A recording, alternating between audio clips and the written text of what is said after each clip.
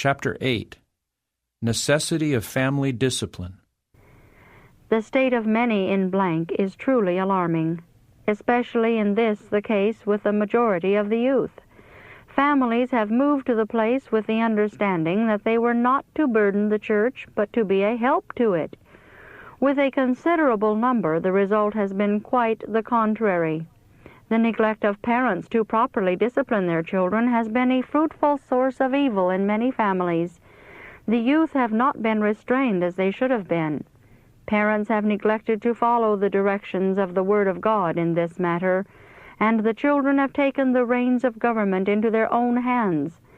The consequence has been that they have generally succeeded in ruling their parents instead of being under their authority. The parents are blind to the true state of their children, who have succeeded in entirely deceiving them. But those who have lost the control of their children are not pleased when others seek to control them or to point out their defects for the purpose of correcting them. The cause of God has been retarded in blank by parents bringing their unruly and undisciplined children into this large church. Many are living in constant neglect of their duty to bring up their children in the nurture and admonition of the Lord. Yet these very ones have most to say concerning the wickedness of the youth in blank, when it is the wrong example and evil influence of their own children that have demoralized the young people with whom they have associated.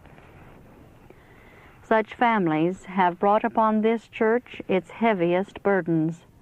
They come with false ideas. They seem to expect the church to be faultless and that it will take the responsibility of making Christians of those very children whom they, as parents, are unable to control or keep within bounds. They throw themselves upon the church, a terrible and crushing weight.